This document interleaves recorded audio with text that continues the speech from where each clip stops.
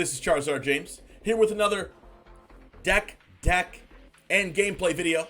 We have an ABZAN mid-range deck from Shahar Shenhar from the Kaldheim Championships. Let's go over the deck real quick so we can get into some matches and get the ball rolling. We have 4 Thoughtseize, 4 Baffling End, 4 Wall of Blossoms, 4 Mazemind Tome. And I'll tell you why I like this deck so much after I go over the cards. 2 Mythos of Nethroi, 2 Kaya Orzhov Usurpers, 2 Oath of Kayas, 4 Knight of Autumn, 4 Extinction Event, 4 Binding of the Old Gods, 4 Yasharn, 3 Elspeth Conquers Death, 3 Yorion, and 2 Emeria's Call. I love this deck, and I'll tell you why right now. We have the best mix-up of proactive and reactive plays I think I've ever seen in a deck. We have, and I'll tell you, at every point in the mana curve, we have a way to be proactive and a way to be reactive. We have proactive Wall of Blossoms, Mazemind Tome, Thoughtseize in the beginning of the game. Turns 1 and 2. We have reactive Baffling End. We have proactive Kaya Orzhov Usurper and Knight of Autumn.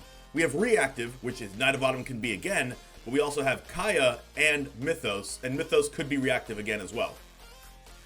We have at turn 4 we have Extinction Event and Binding of the Old Gods for reactive, Yasharn for proactive. We also have, at the 5 mana slot, proactive and reactive cards as well. Emeria's Call, Yorion. Emeria's Call 7 mana, but you get the point. It's the top of our curve. And we have Elspeth Conquers Death, which is reactive. So at every single point, we can be proactive or reactive depending on what we draw and depending on what our opponent is doing. That's what I love about mid-range decks. This deck is specifically more control-based than usual mid-range decks. You're not going to really be killing people as fast.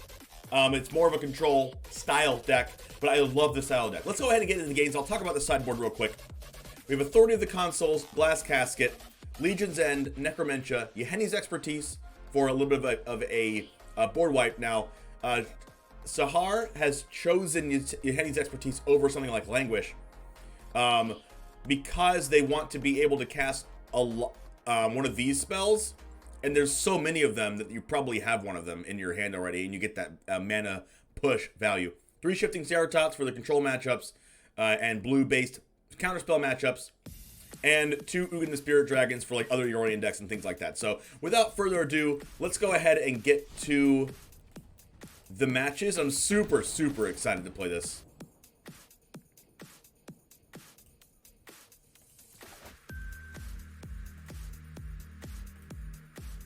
Alright, so right off the bat, we have Mazemind Tome to get more land drops, or Wall of Blossoms, or reactive play, which is just so much what we want. So much what we want. Our hand is quite good. We do need at least a land or 2. If we can get to 4, we should be in good shape. Thoughtseize? Witch's Oven. Hey look, we got a land. Now, Witch's Oven makes Baffling End a lot worse, but I think we'll be okay.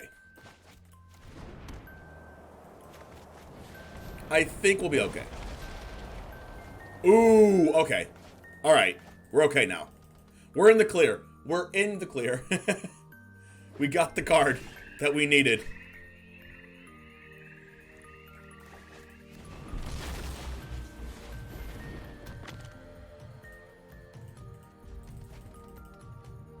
Looks like our opponent has like a lot of 3-drops in hand. If they don't have a 2-drop, they have like Mayhem Devil, like a bunch of stuff here. Do I have Cardboard Life? Yes. Let me know if you can see it. Good now? Okay, sounds good. That's what we want. So the question is, do we just jam Yasharn here? We probably don't have a main deck answer to this. I'm just going to play this and hope they don't have it.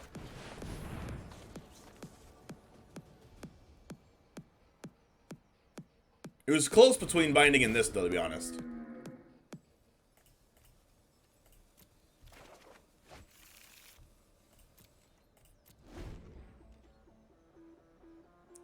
It's on? Okay, perfect, Mox. Thank you. How's it going today, Mox? Good to hear from you. Their outs have to be removable, yeah, but it has to be like, you know, Heartless Act or something, and I don't even know if they play that.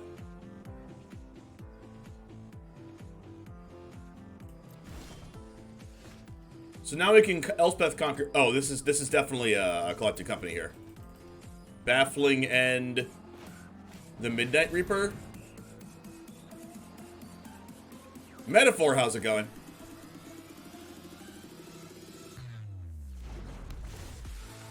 I don't think I should Elspeth Conquer's Death yet. Thank you for the follow, Metaphor. Appreciate it.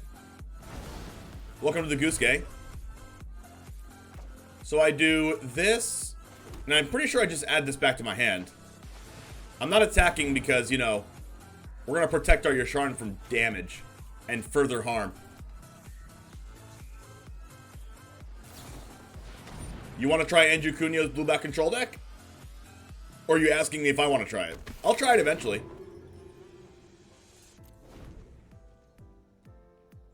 You look like Thor with short hair deserve to follow? I've been told that. I've been told. You want to try it? I might actually try it too. I like blue-black control. Elspeth for Corvold if they have it. Yeah, I could also use Extinction Event on something like that. But yeah, fair. Droid Horde Boucher. I call this Boucher.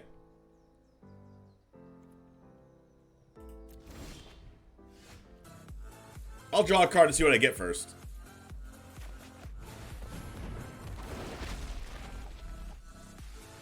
A land?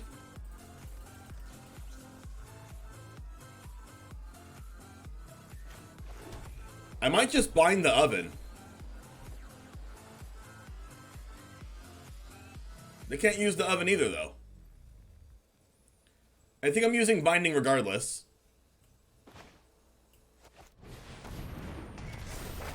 What's the scariest thing?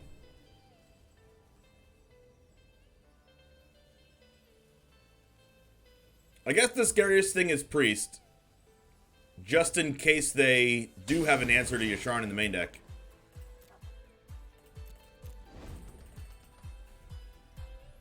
Is anyone drinking coffee right now?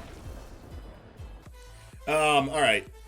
Wall of Blossoms kept us in the game last game. We'll see if it can carry us this game. Wall of Blossoms definitely carried us last game. Oh my gosh, McDonald's not even your last name? Alright, sounds good. Not doxed. Not doxed. That's funny. And hilarious. If no one's familiar with me in my card game history, I started out actually my first ever time seeing cards was Yu-Gi-Oh cards.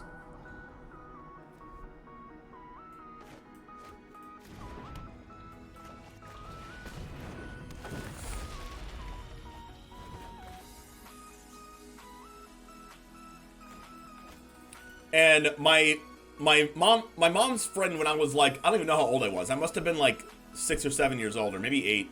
I don't know. Maybe I was older than that, 10, I don't know. Pardon my sniffling. I don't even know if it's allergies. I'm not even sick. I'm gonna do this.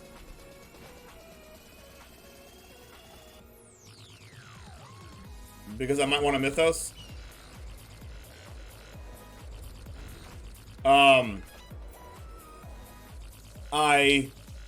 My mom's friend Mike had a son and a daughter. Son's name was Carter, and I spent some time with Carter.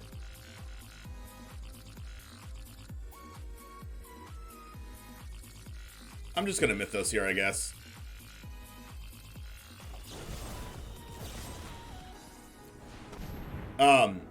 And it came upon a time where we were in a parking lot one time, and Carter had got this new thing called Yu-Gi-Oh! And it was like the first set of Yu-Gi-Oh!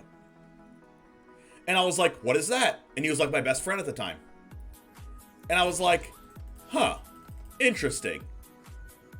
Carter's into these Yu-Gi-Oh! Cards. Can I get a pack? So me and my brother begged my mom to get a pack. So we got a pack. We started collecting these cards and playing them, and we got more packs, and we ended up making a deck. Now these were awful decks with like random cards that some of the normal monsters we gave random effects. Like, you play this card and you win the game. No lie. We're saying, if you draw this card and you play it, you win the game. We were like 8 years old, you know? Who cares? Who freaking cares? We won the game if we drew this one card. And you know what? And you know, my brother was like super young at the time because he's like 2 years younger than me. I would make up rules. I would say, oh my gosh, I survived that one life. And I was dead. He killed me. But like, I was like, oh my gosh, I didn't calculate it right because there was no like phone calculators at the time. You had your actual like freaking TI-89 ancient calculator.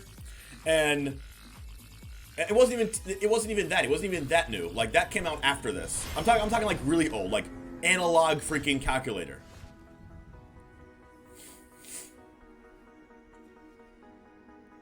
This is the best Extinction Event of my entire life. I don't think I'm ever getting an Extinction Event better than this.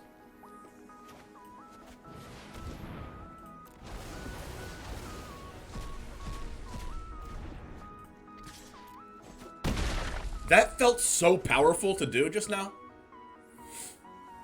So, fast forward a couple months. Fast forward a couple months. Never mind, a couple months. I guess it was a couple months. I was like, if we're having Yu-Gi-Oh, we would watch it every Saturday morning on TV. We'd watch Yu-Gi-Oh, but then Pokemon would come out like right after it or right before it. So we would start watching Pokemon. And we're like, oh, Pokemon has cards too? Wait, huh? We'll start collecting Pokemon cards. We never played the actual Pokemon game because it was like too confusing to us at the time. We were just too busy aping our Yu-Gi-Oh cards around. That we just started collecting them and putting them in binders. We just collected them, did nothing with them, just collected them. And then I eventually grow out of, fast forward a bunch of years. I move out of my mom's house when I'm 18, blah, blah, blah. I act of freaking treason. What? This thing's symmetrical. They can't even sacrifice this.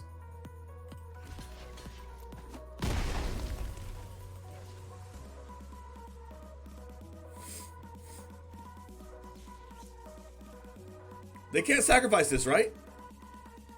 Yeah, oh! Ingress Rampage yourself!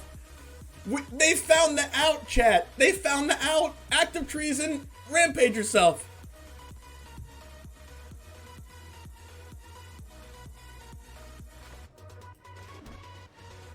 I mean, kudos to my opponent for finding it out.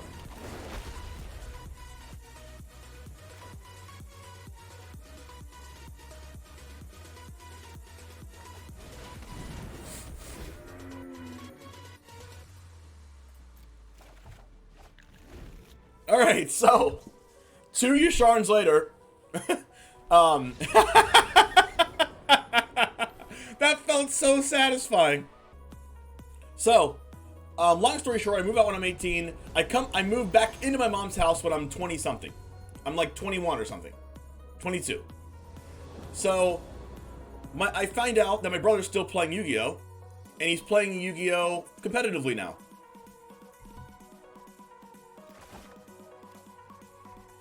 So I'm like, you know what? I moved back to my mom's house. You know, I might as well start playing this card game competitively too and see how good I am at it. I was a complete scrub. He did learn the real rules. I was a complete scrub. I had no clue what I was doing. It was awful. And I was like, I'm determined to learn this.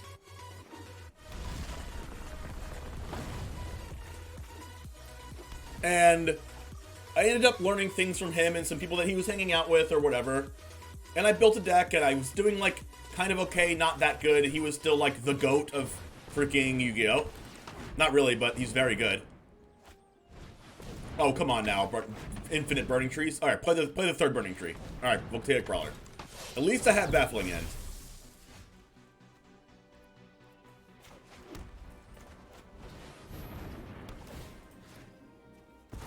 I started off an unbeliever in the Heart of the Cards. And now I am a believer in the Heart of the Cards. By the way, streamer shout out, by the way, to MTG_Joe.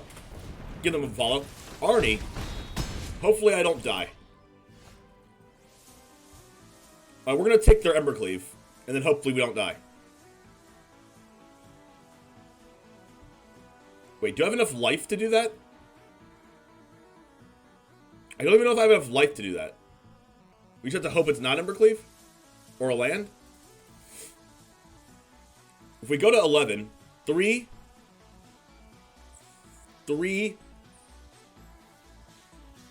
4, 5, 6, 7, 8. We go to 3.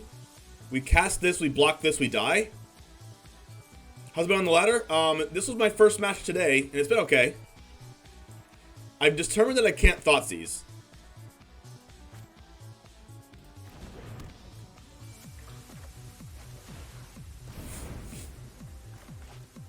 Alright, so, back to my story.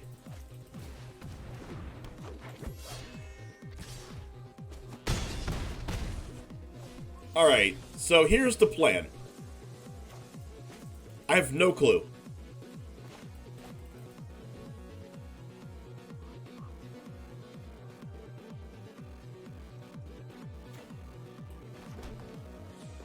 We should probably Extinction Event for evens.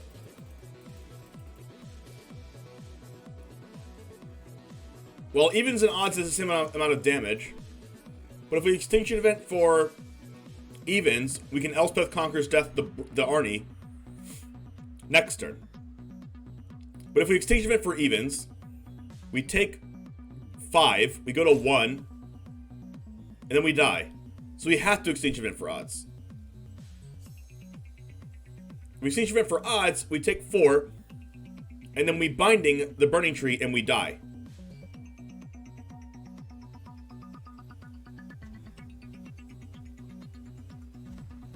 Alright, so we have to hope to draw another Extinction Event next turn.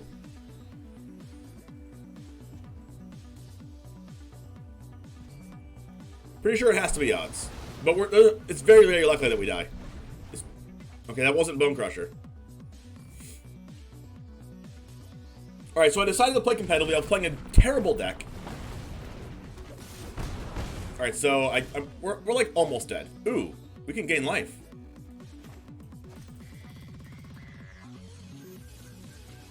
We have life gain and a blocker? That's about all I can ask for.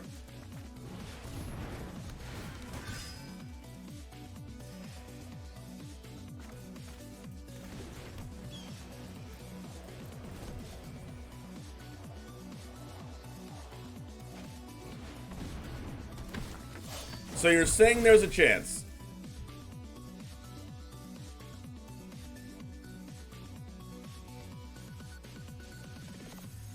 Except for there's probably no chance.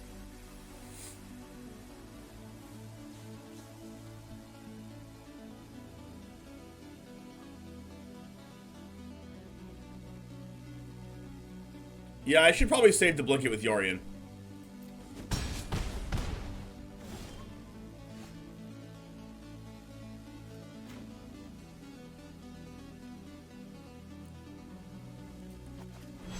I don't know if this saves us, but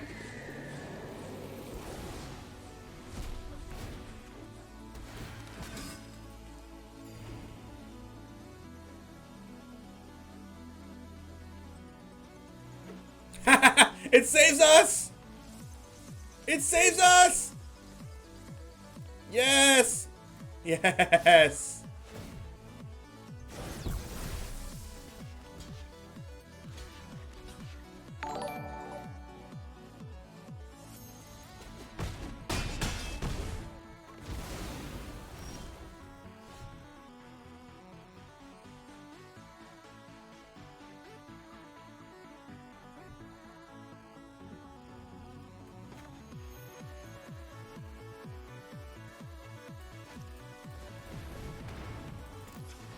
So we can go Yasharn into untapped land into Baffling End.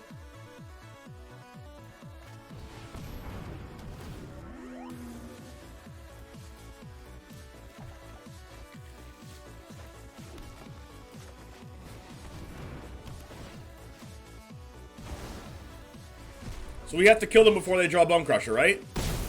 I'm doing amazing, Darkblade. How's it going for you?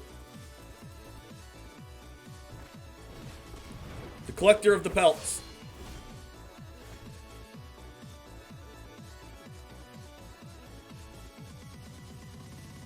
Let's start out by Trioming.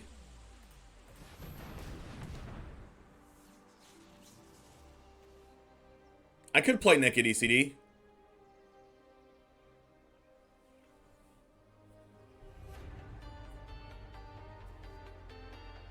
It be going. I kind of want to draw a Mazemind Tome or something.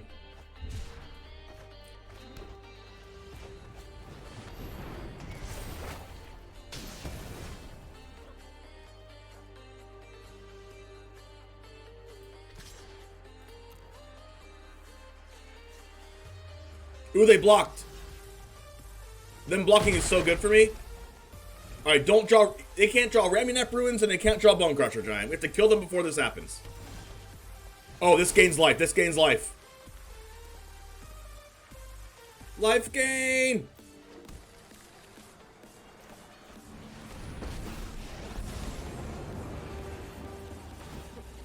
Nothing phases me. Really advanced.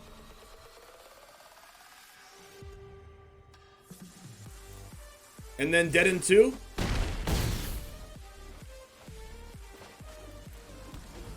Don't deal 4 damage. Questing Beast! Questing Beast. Alright, good.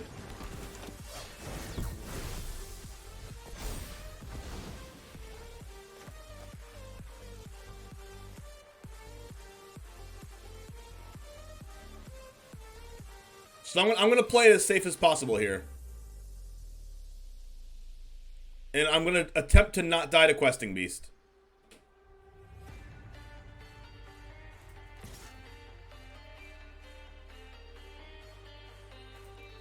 But if I don't attack with both, I die to Cleave. And they have more Cleaves than direct, and then they have the Questing Beasts. I die to Cleave if I leave the Brawler there.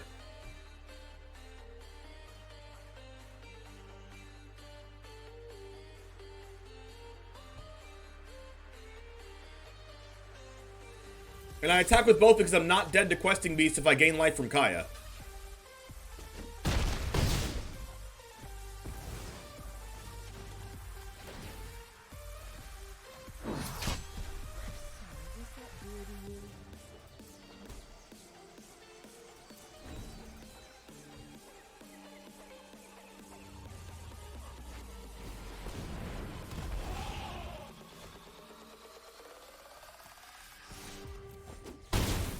Nice.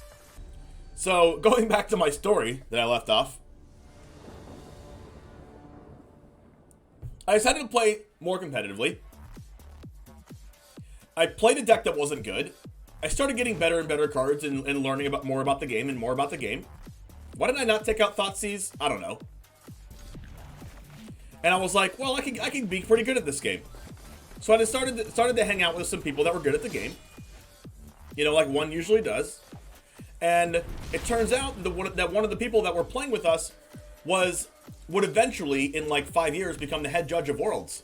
He was he's a very, very good and still is a very good judge. So he's very, very, very talented.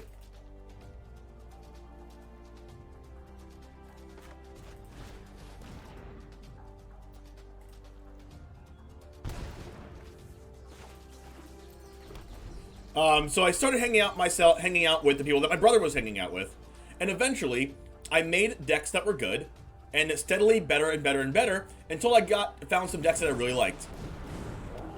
Once I found a deck that I really liked, I would be like, oh my gosh, I cannot top this tournament.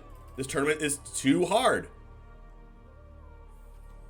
And Yu-Gi-Oh! Was very hard. But I eventually got better and better after a while. And I eventually started like making top 32 in tournaments. And if you're not familiar with Yu-Gi-Oh!, top 32 is what you're supposed to do. Top 32 is like topping. It's like basically top 8 of a Magic tournament. Wow, can you believe the actual God hand my opponent just had?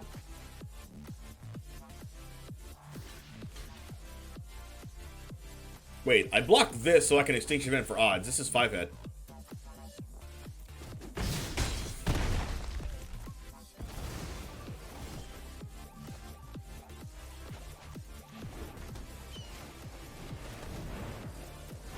So, and then I broke into the top 32 for the first time. And the first time I ever made top 32. Okay, this means I want Elspeth Conquers Death again. It's the first time I ever made top 32, I made 3rd place. And I was like, oh, I can probably do this thing.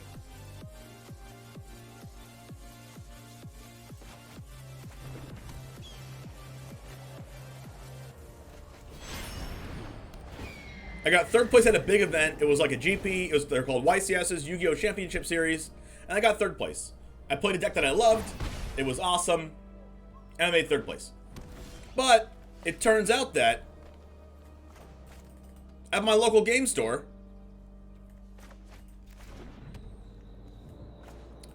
they played Yu-Gi-Oh! And Pokemon at the same time.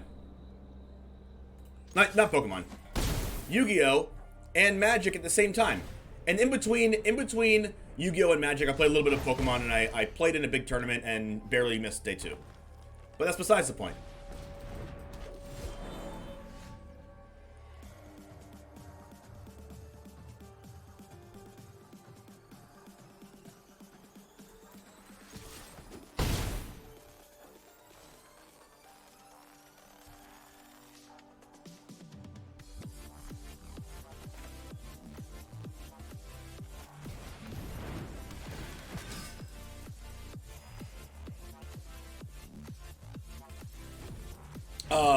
So it turns out that Yu-Gi-Oh! And Magic were played in the same day. And I was like, well, I can't choose. I have to choose either one of them.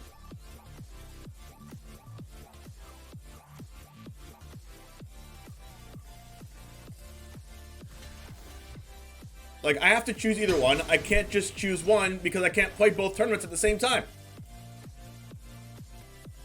So here I am, trying to choose between Yu-Gi-Oh! And Magic because my friend invited me to a pre-release event.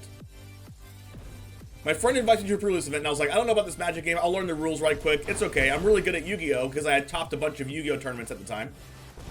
I made top cut in Yu-Gi-Oh! Events like a lot. After I made 3rd place at that one event in Memphis.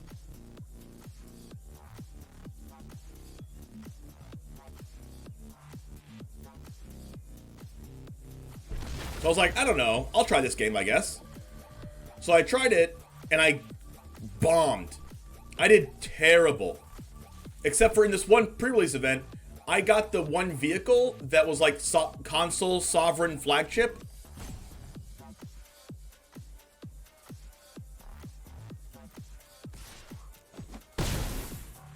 And it was like busted.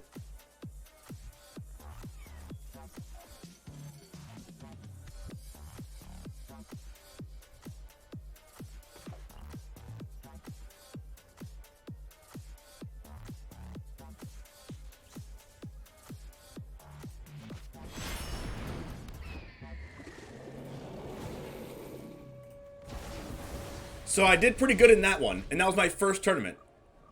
And I was like, oh, I can probably do this then. So then I decided that I was going to join a draft. I decided I was going to join a draft, and now it's Amonkhet. And I'm like, okay, I'll join a draft. I joined this, I played this really good at the time. I didn't know it, but it was a good, like, cycling discard deck.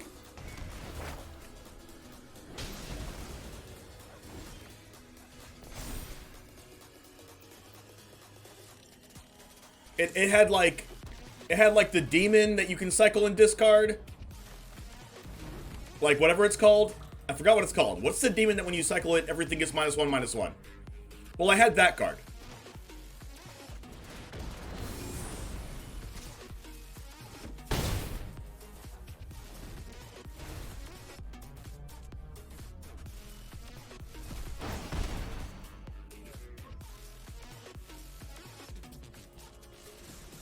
Does Baffling End hit Clothis? No, because it's an enchantment right now. It would only hit if it was a creature.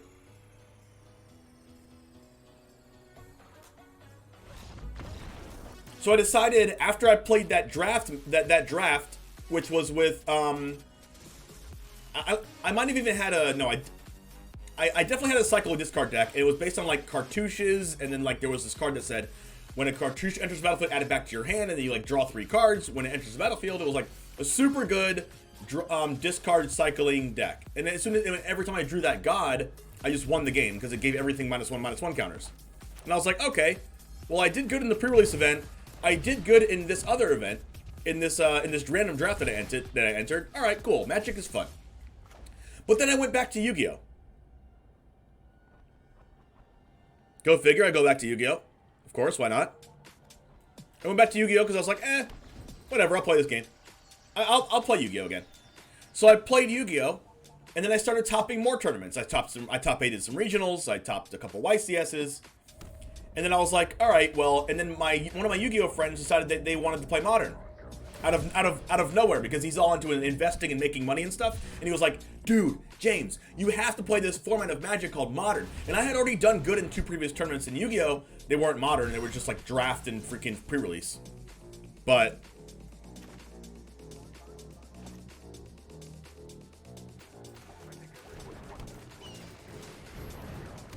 oh, is this cycling? I've not played against cycling in Historic before, I don't think. But,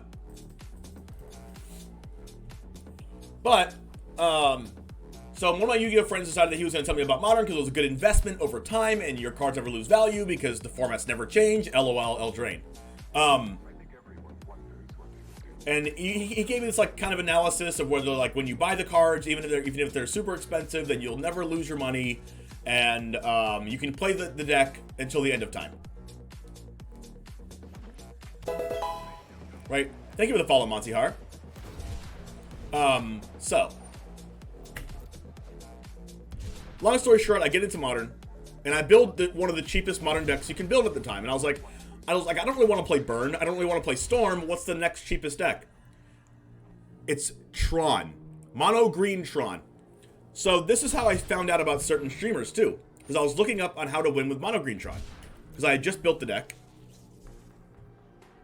and I was like, oh, who's playing Mono Green Tron? And I see Jeff Hoagland. Do I want Yasharn? And I come across one of Jeff Hoagland's Mono Green Tron deck. All right.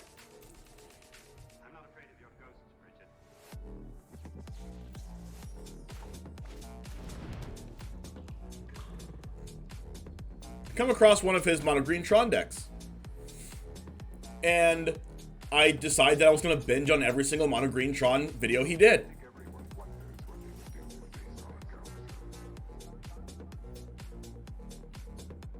Am I adding Yorion? Or am I playing Knight of Autumn?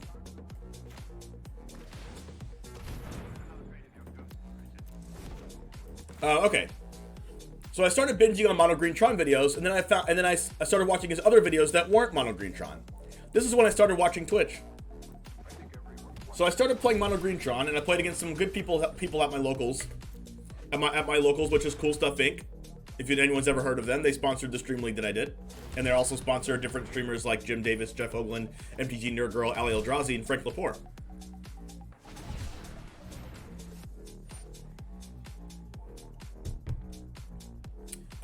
But that also just happens to be my local card game store.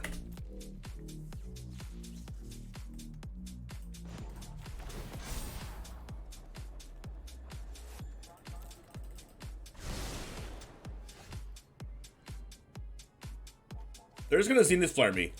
I'm gonna die.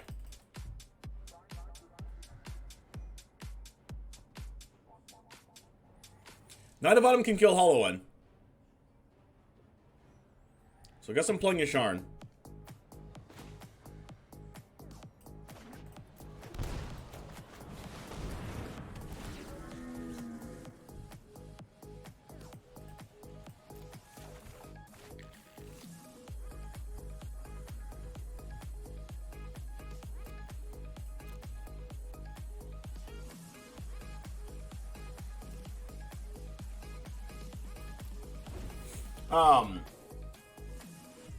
So I started getting pretty good at Modern. I started topping locals.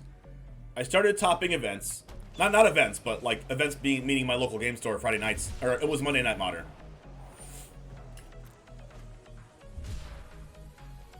So I started. There's some good players at my locals too, and you know, one of them is Julian John. I don't know if you've heard of him before, but he has a lot of Magic Online tops and things like that, and he's a very good player.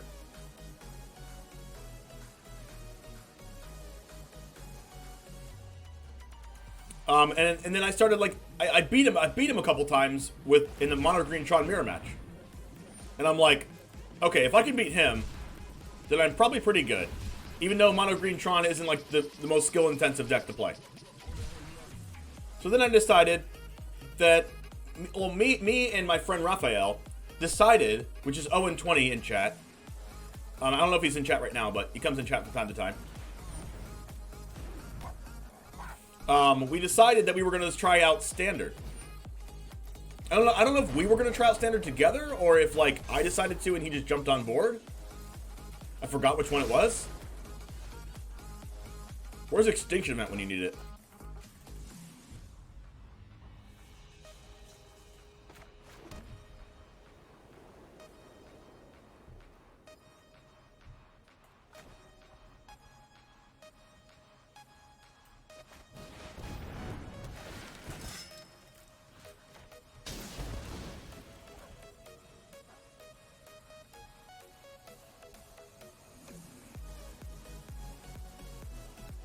So we started playing Standard decks, so I started watching more Jack Sullivan YouTube videos. And then I started playing and then Eldraine came out, and Oko and everything. And I was like, and then I just eventually stopped playing Yu-Gi-Oh! Because Magic was on the same day as Standard, which was Friday nights. So, and then I just kept playing Magic until I was like, oh, I want to get my own computer and start streaming. I moved out of my mom's house and started streaming, and here we are. I don't remember how I got turned on to Jeff. I've always been firmly in the Blood Mood crowd.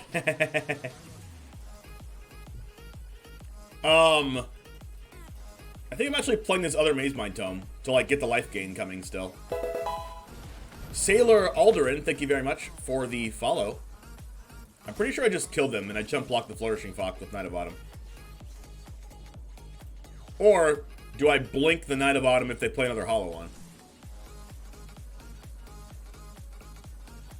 Interesting.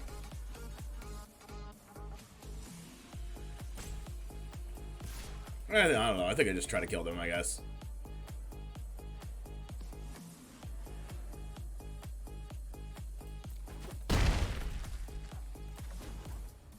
I'm going to gain life with these Mazemind Tomes as fast as humanly possible.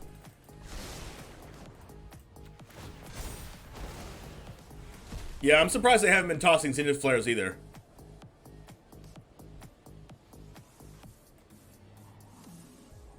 I mean, Wall of Blossoms can block the stupid fox. And I can go Wall of Blossoms Binding next turn. I mean, I have to kill them or else they're just gonna freaking win.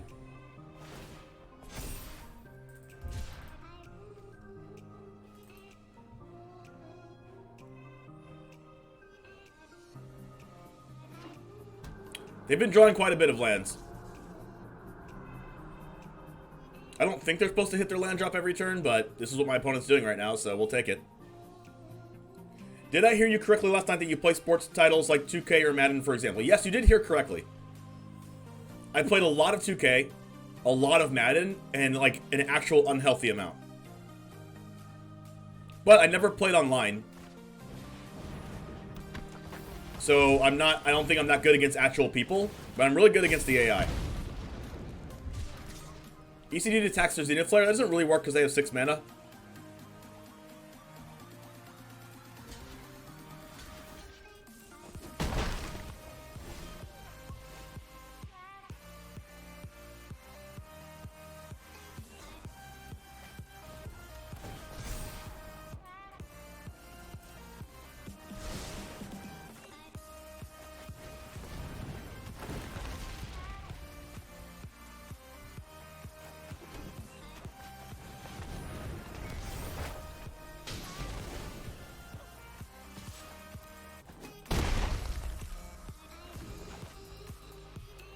I really wish I had the 3 mana thing that exiles the graveyard and hits the card out of the hand.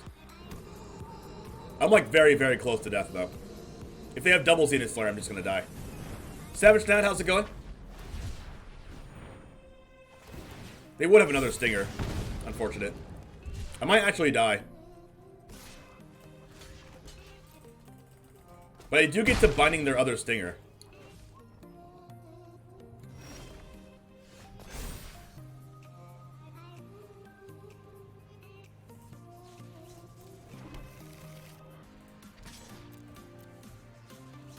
This is Zenith Flare, right? It's like 100% Zenith Flare.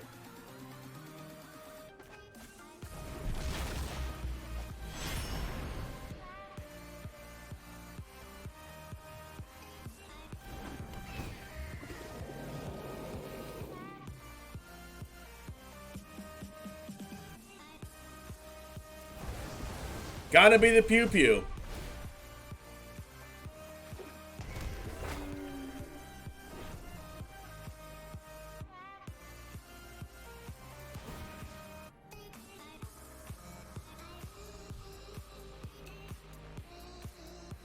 I guess I have to get rid of this. Oh, this shuffles my library regardless of what I do, right? So binding on top wasn't that good? Oh well.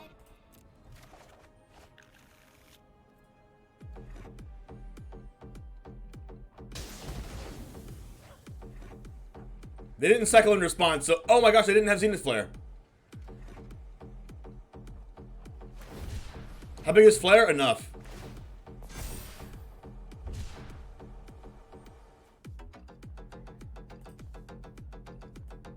Every single card in their grave has cycling. Like, I think actually every single card.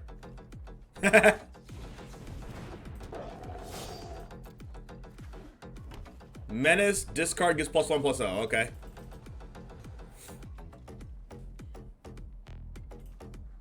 I might actually naked ECD to bring back my life gain.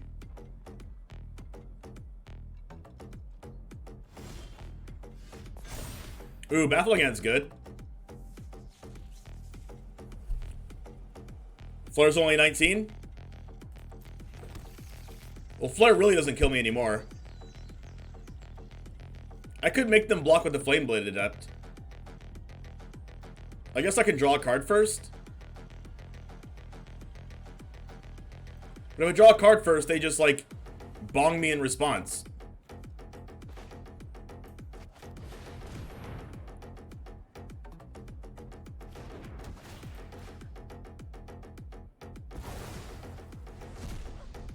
Yeah, if it's Flare, they don't have to chump.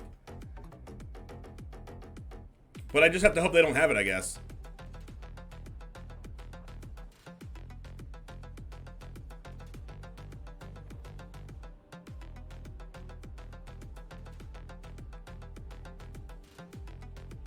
I could, like, play Mazemind Tome, draw with the Mazemind Tome I just played.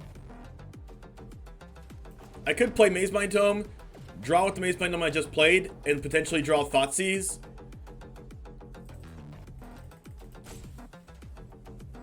And then I can cast it and still use this.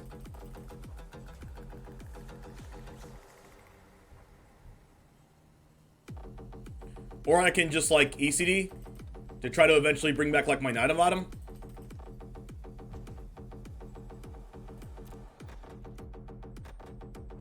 But I think I have to force the chomp here.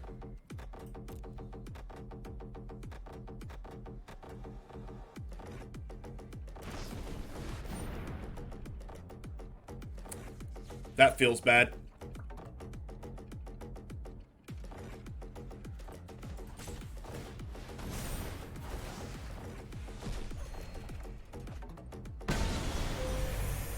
Wow.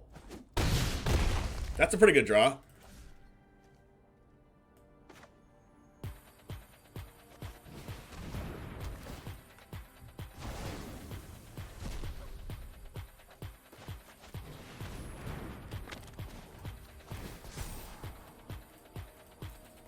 Alright, please don't draw Zenith Flare. I don't even know if I have Graveyard Exile.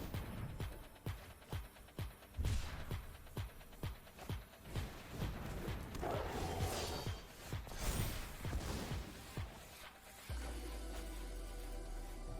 mean, I can see what I draw.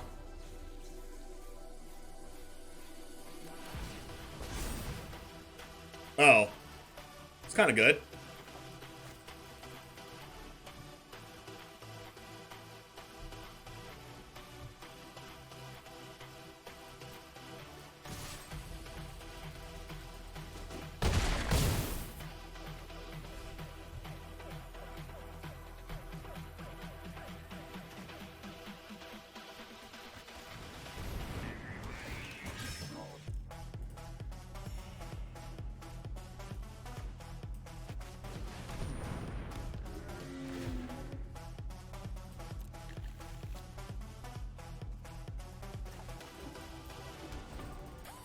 Alright, please don't die.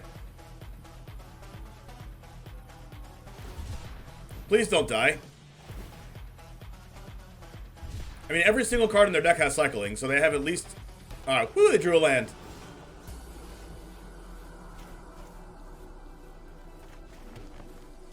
So they blocked Yasharn and take 6. Removal spell. Not fair. Just not fair.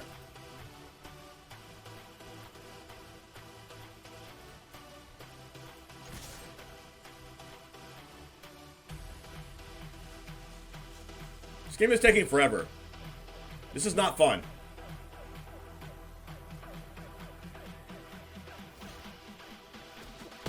Just kidding, it's fun. Just kidding, it's fun.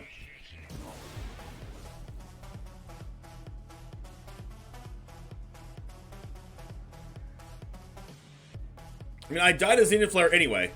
So what's the point of playing Yorion? There's just no point.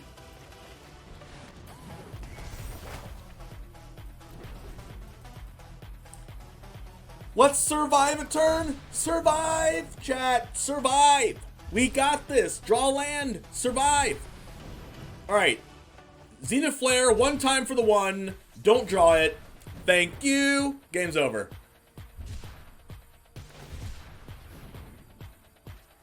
I can't believe 100% of those cards are cycling. Like, actually 100% of the cards in that deck are cycling. So yeah, that was my entry into Magic and streaming story. I didn't talk too much about my entering into streaming, but you now have heard my story. You must be off to do some laundry, but you keep me tabbed. Oh, thank you. Awesome. I have white mana here so I can Baffling End or Wall of Blossoms if I'd like. Looks like a Baffling End.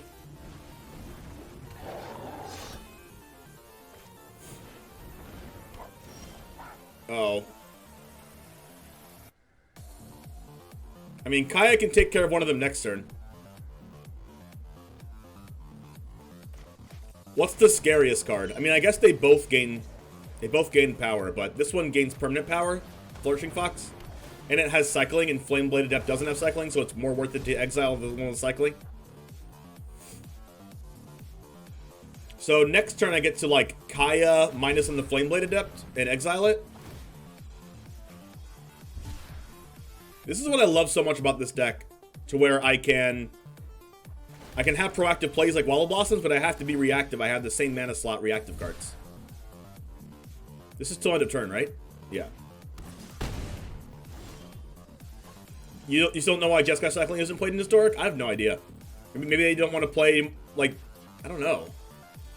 Maybe this deck is just worth playing as it is. But you should definitely try it.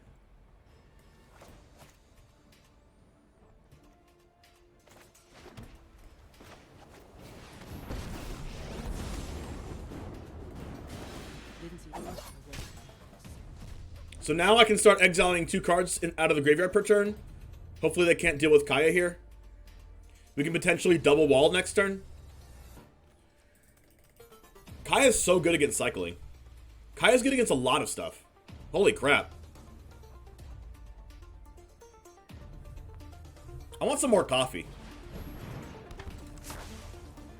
I guess we're not Wall of Blossoming. We're just going to Binding the Drannith. Kaya's Gasoline, yeah.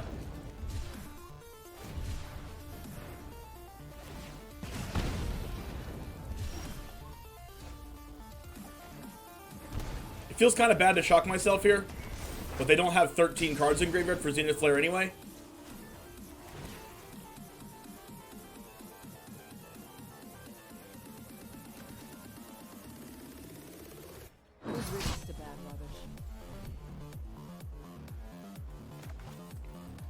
This deck has a weird amount of life gain. Like, Kaya gains life, Knight of Autumn gains life, Mazemind Tome gains life. We have Knight of Autumn for this cast out, too. That's sick.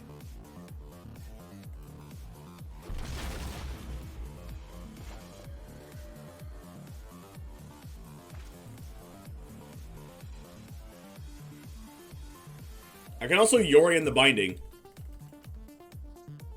Is it better to Yorion the Binding? No, I'd rather Yorion if I get the Wall of Blossoms out.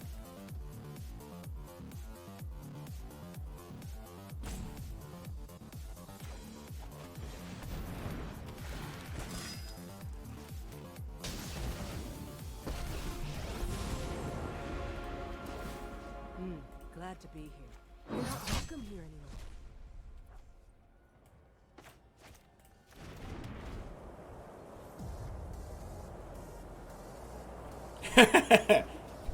Delotrius.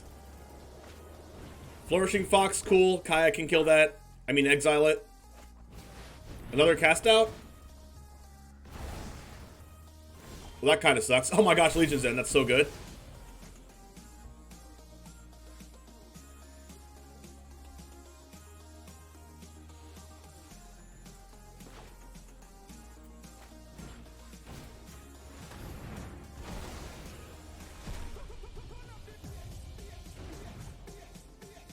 I could have Yorion the Knight of Autumn, though. But I kind of want to get more value out of Yorion. And do this.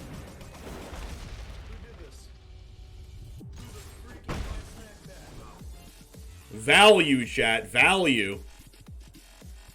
Yeah, they hit our Kaya. Opponent knows for sure it's gas. They have Sweltering Suns in hand. This looks like a GG. Looking like a GG. Oh yeah, cycle that hollow one. Let's go.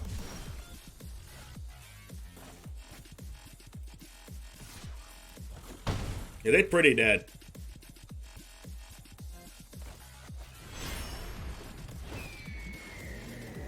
This might be a concession, Yorion.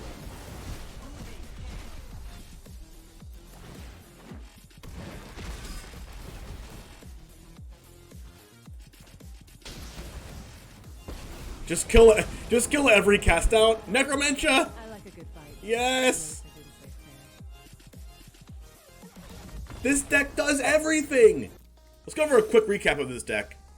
This deck is gasoline. Who's the original creator of this deck? Now, I don't know who's the original creator of it, but I know who played it to top 8 of the tournament. So Shahar Shenhar played this deck to top 8 of the tournament. Gabe Nassif made it. I mean, maybe Gabe took it from someone else, but yeah, maybe Nassif did make it. All right. Final thoughts. I don't think I'll change anything. As far as I'm concerned right now, I would just play this deck the way it is because it seemed really good. If you like certain pet cards other than other pet cards, if you want to hate against goblins more, play more Authority of the Consoles. If you want to hate against auras more, play more Legion's Ends, but like, or if maybe you want to play Languish or something, but I don't even know if I'd play Languish because we have Yasharn. But thank you for watching this. If you're watching this from YouTube, we're going to continue to play it on Twitch here because I like this deck. And have a wonderful rest of your day, folks, and I will definitely see you next time for the next deck.